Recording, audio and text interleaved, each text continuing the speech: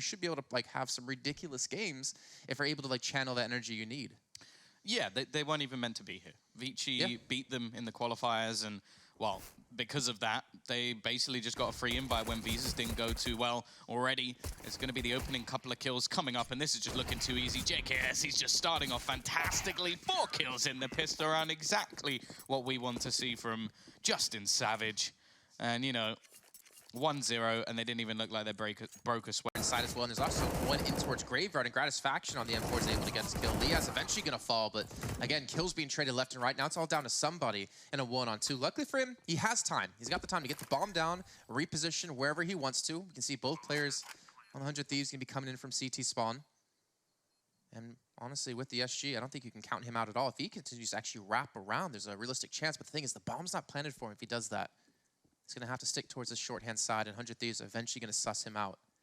Somebody's got to hit some crazy shots. No utility for 100 Thieves to help flush him out either. He gets the 1v1 duel up against Jacob. He backs away as well, playing this perfectly. The kick pick back up, trying to swing around with the flashbang at JKS. He's going to throw it in, tap the bomb as well, but somebody gets the kill. He gets the triple, and he gets TyLoo on the board yet again. 7-5 in favor of 100 Thieves. He's been playing really well. Like, there's been a couple of rounds now where you could say he solely won it for them. Like the 2 kills that 100%. Came in when they were wrapping back around, and now we're actually going to see the pause called in again from 100 Thieves. Teams they're up against, but they're definitely showing they've come together. Even with Zeta, like it's kind of funny is that it's 7-7, but Zeta only has 2 kills. Kind of imagine like if he was able to, you know, whatever problems that's going on within the team with him in particular. Obviously, time is a major factor of how little he's been in the team. I wonder actually if the scoreline could be quite different here. Attacker pushes in completely dry, gets himself a double, and there's going to be one more player here. It's going to be Azur. And he doesn't even have a chance. Attacker gets his 3rd kill of the round.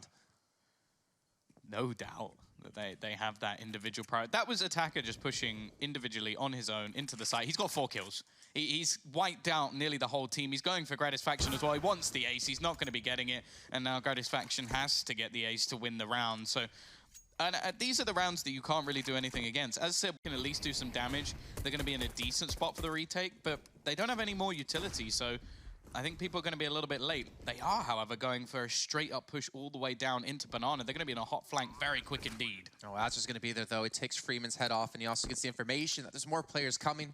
Luckily for TyLoo, though, they do have a kit, so time is going to be on their side for now.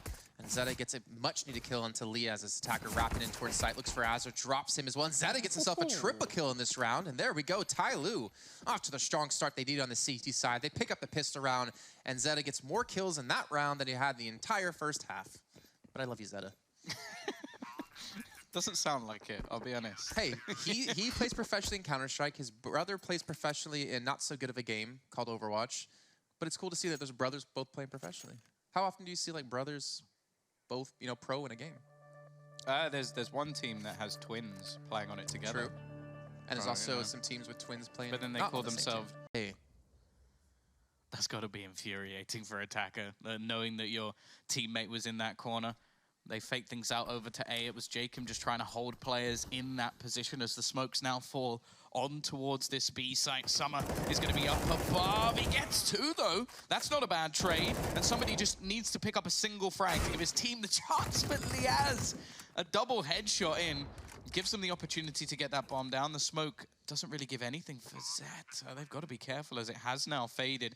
Both players falling in from the same position. Freeman still with almost a full belt of utility as well. So there is a possibility that they can clear out at least one of these angles, and the Molotov into the corner will force Liaz out, but he's going to force...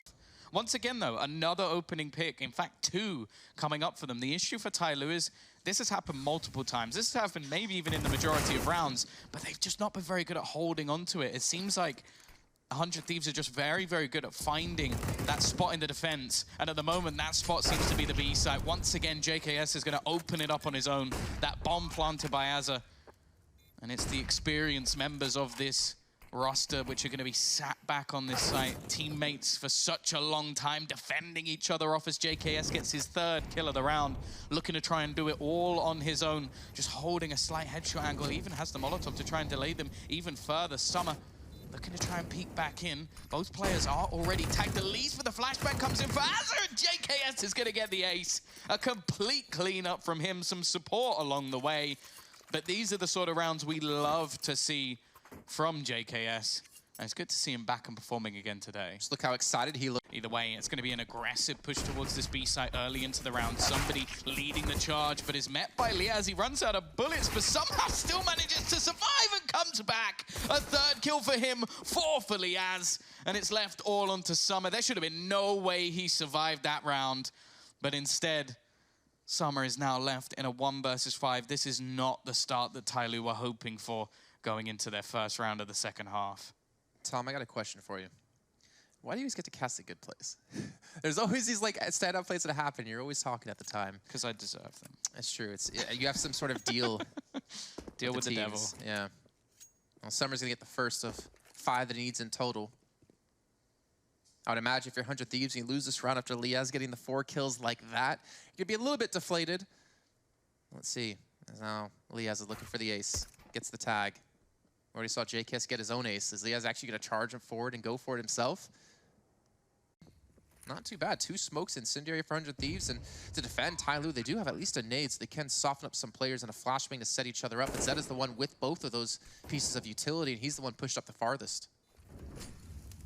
Oh dear, that's him dead. He tries to throw out a nade just to do something before he falls. A 1-by-1. They get executed. Summer though, that's 2 and a third. How does he clean that one up?